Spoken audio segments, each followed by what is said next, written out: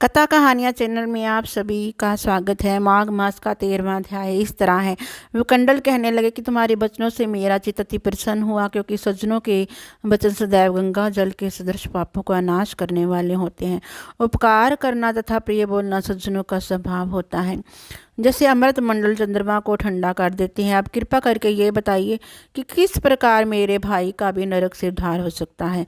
तब दूत कुछ देर ज्ञान दृष्टि से विचार कर मित्रता रूपी रस्से से बंधा हुआ बोला कि हे वेश्य, यदि तुम अपने भाई के लिए स्वर्ग की कामना करते हो तो जल्दी अपने 8 जन्म के पुण्य फल को उसके निमित्त अर्पण कर दो। तब विकुंडल ने कहा कि हे दूत, वह पुण्य क्या है और मेरे कौन से जन्म में और कैसे किया है, सो सब बतलाओ, फिर मैं अपना पुण्य अपने भाई को दे दूंगा।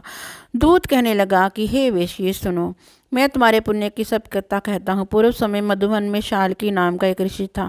वह बड़ा तपस्वी, ब्रह्मा के समान तेज वाला, नवग्रह की तरह उसकी स्त्री रेवती के 9 पुत्र थे, जिसका नाम ध्रुव, राशि, बुध, तार, ज्योतिमान था। इन 5 ने गृहस्थ आश्रम धारण किया तथा निर्मोह, जितमाय, ध्यान निष्ठ और गुणातज्ञ चारों संन्यास ग्रहण कर वन में रहने लगे। यह शीघ्र सूत्र से रहित पत्थर और सोने के समान समझते थे। जो कोई अच्छा या बुरा उनको अन्न देता वही खा लेते, और कोई कैसा ही कपड़ा दे देता उसको पहन लेते। सदैव ब्रह्म के ही ध्यान में लगे रहते।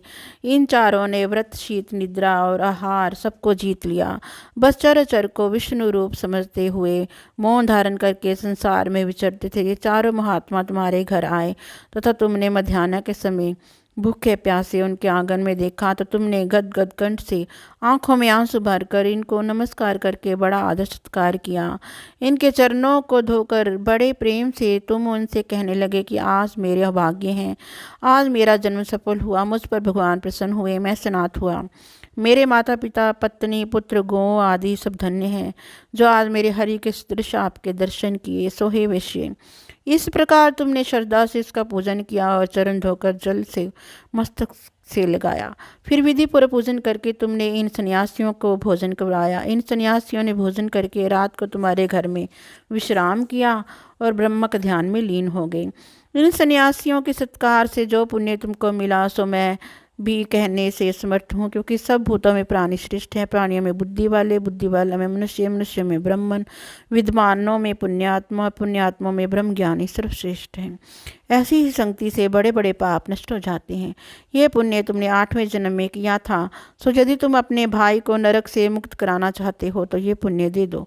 सो दूत के ऐसे वचन सुनकर उसने प्रसन्न चित्त से अपना पुण्य अपने भाई कुंडल को दे दिया और वह नरक से मुक्त हो गया और दोनों भाई देवताओं से पूजित किए गए।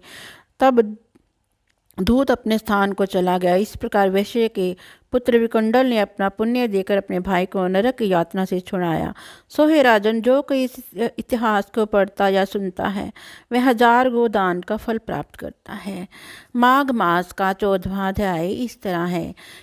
कार्तवीर्य जी बोले, हे विप्रश्रेष्ठ, किस प्रकार एक वैश्य माघ स्नान के पुण्य से पापों से मुक्त होकर दूसरों के साथ स्वर्ग को गया, सो मुझसे कहिए। तब दत्तात्रेय जी कहने लगे कि जल स्वभाव से ही उज्ज्वल, निर्मल, शुद्ध, मल नाशक और पापों को धोने वाला है। जल सब प्राणियों को पोषण करने वाला है। सब वेदों ने कहा है कि मकर के सूर्य माघ मास में गौ के पैर डूबने योग्य जल में भी स्नान करने से मनुष्य स्वर्ग को प्राप्त हो जाता है।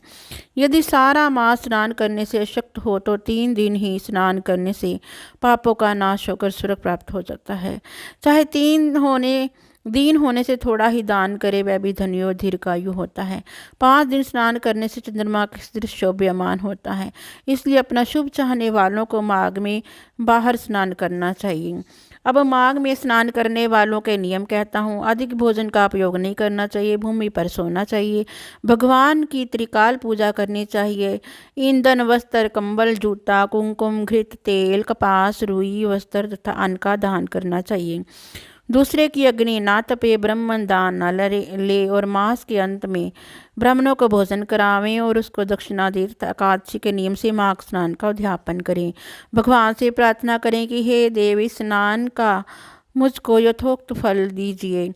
मौन रहकर इस मंत्र का उच्चारण करें, फिर भगवान को स्मरण करें। जो मनुष्य श्री गंगा जी में माघ स्नान स्नान करते हैं वे 4000 युग तक स्वर्ग में ही गिरते हैं। जो कोई माघ मास में गंगा और यमुना का स्नान करता है वह प्रतिदिन 1000 स्वर्ण मुद्रा दान का फल प्राप्त करता है तथा 1000 कपिला गो दान का फल पाता है।